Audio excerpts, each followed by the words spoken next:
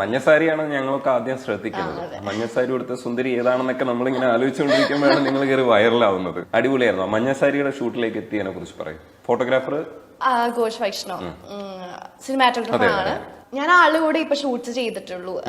ആകെ ഒരു ഷൂട്ട് മാത്രമേ ഞാൻ വേറെ ചെയ്തുള്ളൂ. ഞാൻ ചെയ്ത ഷൂട്ട്സ് ഒക്കെ ആഘോഷേട്ടന്റെ കൂടെയാണ്.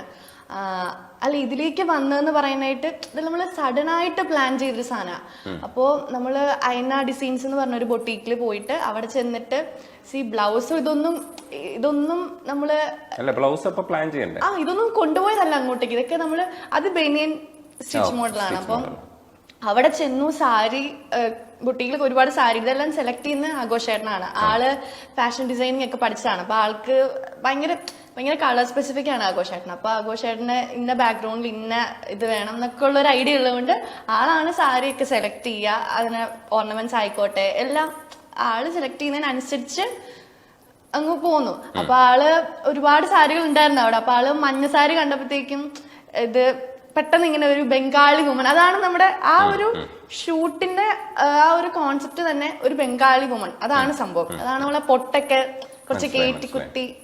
അപ്പോ അവിടെ ചെന്നു സാരി കാണുന്നു, നേരെ ഇങ്ങനെ തോന്നുന്നു. എന്നിട്ട് അപ്പോഴും നമ്മൾ ഈ വിന്റേജ് ക്യാമറ ഇതൊന്നും നമ്മൾ ഇതൊക്കെ ചിന്തിച്ചോണ്ടല്ല, ഇതൊക്കെ നമ്മളിങ്ങനെ വേണമെന്നൊക്കെ ചിന്തിച്ചല്ല പോയത്. അവിടെ ചെന്ന് സാരി കണ്ടു കഴിഞ്ഞപ്പോഴത്തേക്ക് പെട്ടെന്ന് റാൻഡം ആയിട്ടുള്ളൊരു തോട്ടാണ്. ആൻഡ് സാരി ഉടുക്കുന്നു, എടുത്തിട്ട് നേരെ സത്യം പറഞ്ഞാൽ എല്ലാ ഷൂട്ട്സും സാരി ഉടുത്തി നമ്മളിങ്ങനെ വണ്ടിയും കൊണ്ട് ഇറങ്ങാണ്. എവിടെ പോയി ഷൂട്ട് ചെയ്യാം, ഇങ്ങനെ അങ്ങ് ഇറങ്ങുവാണ്. അങ്ങനെ ചെയ്ത ഷൂട്ട്. മറ്റേ സാരികളൊക്കെ സെലക്ട് ചെയ്തതും പുള്ളി തന്നെ. ഈ സിനിമ എന്ന് പറയുന്നത് നേരത്തെ മോഹിച്ചിട്ടുണ്ടായിരുന്നോ, അത് ചിന്തിച്ചിട്ടുണ്ടായിരുന്നോ? അല്ല, എനിക്ക് ആക്ടിങ് ഇഷ്ടമാണ്. ഞാൻ സ്കൂളിലൊക്കെ പഠിക്കുന്ന സമയത്ത് 8, 9, 10 ആ ടൈമിലൊക്കെ ഞാൻ ഈ കലാമേളാസിലൊക്കെ അഭിനയിക്കുമായിരുന്നു. അതിൽ ഇംഗ്ലീഷ് ഡ്രാമ, മലയാളം ഡ്രാമ അടുപ്പിച്ചൊരു 3 years ബെസ്റ്റ് പ്രാക്ടീസ് കിട്ടിയിട്ടുണ്ട്. അത് കഴിഞ്ഞ് 10th കഴിഞ്ഞപ്പോൾ നമ്മൾ ഇതെല്ലാം വിട്ടു. അതായത് ഒരു പഠനം അത് മാത്രമല്ല. കാരണം നമ്മളൊരു സാധാ മിഡിൽ ക്ലാസ് ഫാമിലിയിലാണ്. അപ്പോൾ പഠിച്ചാലേ നമുക്ക് എന്തെങ്കിലും ആവുള്ളൂ. അപ്പൊ അങ്ങനെ ഒരു തോട്ട് ഉള്ളതുകൊണ്ട് തന്നെ 10th, +1, +2 ഇതെല്ലാം പഠനം ആ ഒരു മോഡിലാണ് പോയത്. 10th കഴിഞ്ഞപ്പോൾ ഈ സംഭവം എല്ലാം വിട്ടു. +1, +2 സയൻസ് ഓപ്റ്റ് ചെയ്തു.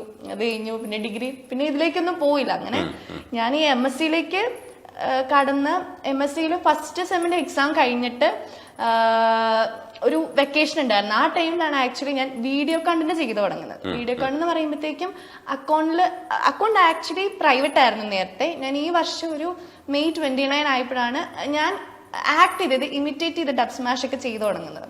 അങ്ങനെ ചെയ്തു തുടങ്ങി അതൊന്ന് റീച്ച് ആയി കഴിഞ്ഞപ്പോഴാണ് ഞാൻ ആഘോഷേട്ടൻ്റെ കൂടെ ഷൂട്ട് ചെയ്യുന്നത്. അത് ഷൂട്ട് ചെയ്ത് ഇപ്പൊ ഇങ്ങനെ